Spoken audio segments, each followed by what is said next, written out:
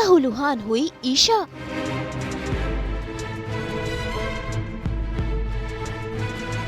सूरज बना ईशा का रक्षक।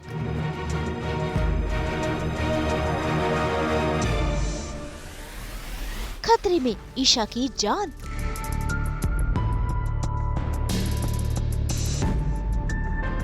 दंगल टीवी के सीरियल पति ब्रह्मचारी में कहानी में नया ट्विस्ट आ गया है, जहां पर देखिए कैसे सूरज लहूलुहान ईशा को घर में लेकर आ रहा है अपनी गोद में उठाकर। वह ईशा तो बेहोश है और खून से लथपथ है। ऐसे में ईशा की इस हालत को देखकर घर वाले डर गए हैं और परेशान हो गए हैं। लेकिन यहाँ पर डॉक्टर पहले से ही मौजूद है। असल में सूरज ने पहले ही डॉक्टर को फोन कर कर घर पर बुला लिया था। ऐसे में घर वाले भी परेशान थे कि आखिरकार सूरज और ईशा रह कहाँ गए हैं।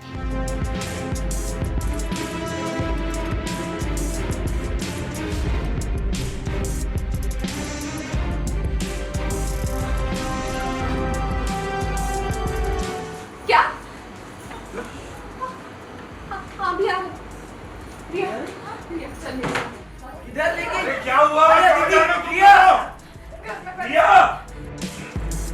पेशेंट कहाँ है? सूरज ने फोन पे कहा अगर मैं 10 मिनट से 1 सेकंड भी लेट हुआ तो मुझे जान से मार देगा, इसीलिए भागा भागा आया हूँ। प्लीज बताइए पेशेंट कहाँ है?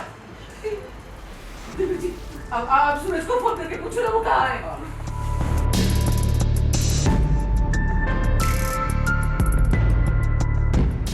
लेकिन जब सूरज ईशा को इस हालत में लेकर आया तो सभी लोग डर गए। इतना खून निकल रहा है इससे तो।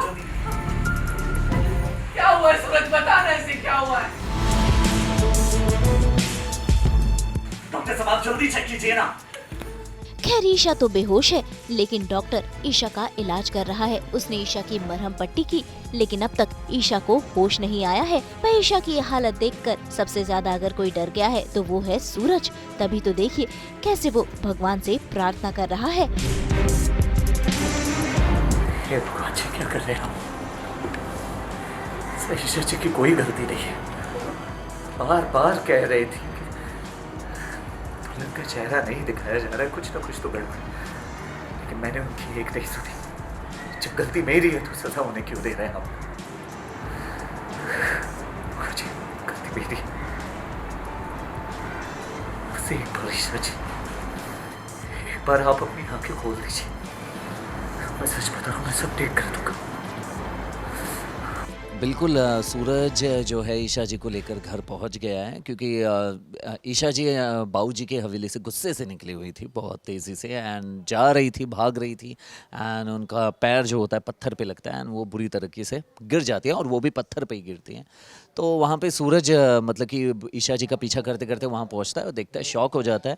अब वो बहुत ही हताश हो जाता है उस समय कि ईशा जी को उठाऊँ कैसे, क्या करूँ क्या करूँ। एंड वहाँ पे वो ताल पत्री देखता है, किसी ठेले पे लगा रहता है, ताल पत्री खींचता है एंड ताल पत्री में ईशा जी को लपेटता है एंड प्रॉपर तरीके से उठा के लेकर भाग के यहाँ पर आता है। एंड डॉक्टर को पहले ही इसने बता दिया था कि डॉक्टर मतलब कि 10 मिनट के अंदर घर पहुँच, 1 सेकंड भी अगर लेट होगा तो मैं तुझे छोड़ूंगा नहीं। और डॉक्टर ऑलरेडी पहले ही पहुंच के यहाँ पे खड़ा है। सब घर वाले शौक हैं कि डॉक्टर क्यों आया है, सूरज कहाँ है, ईशा कहाँ है। अचानक से सूरज ईशा जी को उठा के लेकर आता है। तो सूरज यहाँ पे सब कुछ बताता है कि एक्चुअली दरअसल बात ये था कि बाबूजी एंड ऑल जो कुछ भी हुआ, बिंदिया से शादी एंड ऑल सारी चीज़ें बताता है कि ऐसा हुआ, ईशा जी गुस्सा हुई, ये सब हुआ है।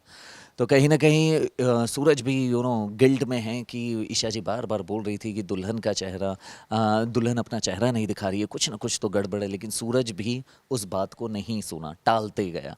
एंड सूरज यहाँ पे अपनी गलती भी मान रहा है, भगवान जी से बोलते ना, प्रार्थना भी करता है कि हे भगवान जी, ईशा जी की इसमें कोई गलती नहीं है, उन्हें माफ़ कर दो। जो भी गलती है मेरी है, सज़ा देनी है तो मुझे दीजिए, ईशा जी को नहीं, उन्हें जल्दी से ठीक कर दीजिए। एंड ताई एंड ऑल सभी लोग बहुत ही पैनिक हो गए।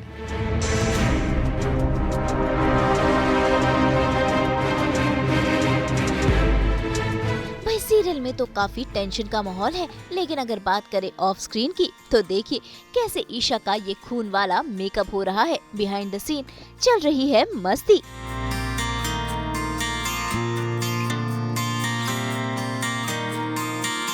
भाई ऐसे ही तो होते हैं ये सीन शूट।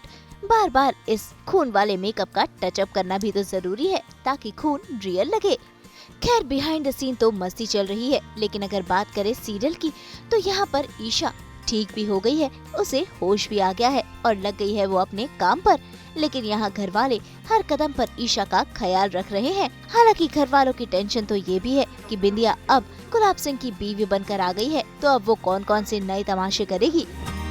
अदिति, हाँ ए बेटा एक काम कर, ये अपना हल्दी वाला दूध ले आ इसके लिए। हाँ जी, मैं बिल्कुल ठीक हूँ, मैं खुद ले आऊँ। बिल्कुल नहीं ईशा, अभी तुम पूरी तरह से ठीक नहीं हुई।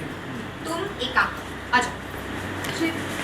तुम यहाँ पे बैठो, ठीक है?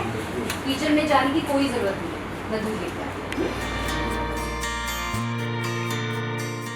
चाचा जी अखबार के पीछे किसी गहरी सोच में डूबे थे। कहीं आप बिंदिया के बारे में तो नहीं सोच रहे? अरे चाचा जी, ये तो अच्छी बात है ना कि वो हमारे सूरज की जिंदगी से हमेशा लेके चलेगी। तो बेटियों के माथे पर शिकन उतरे, तो बेटियां अंदर से बहुत दुखी हो, तो एक बाप सुखी कैसे रह सकता है, खुश कैसे रह सकता है?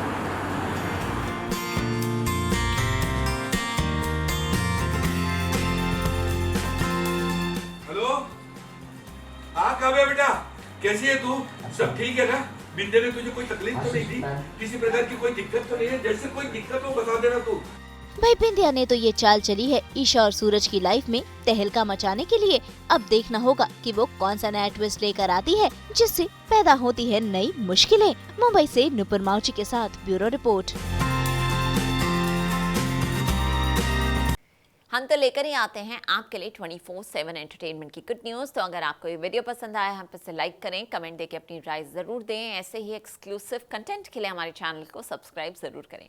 अगर आप यही वीडियो फेसबुक पर देख रहे हैं तो हमारे फेसबुक पेज को भी फॉलो करें। नाम तो आप सब जानते ही हैं, सास बहू और बेटियाँ।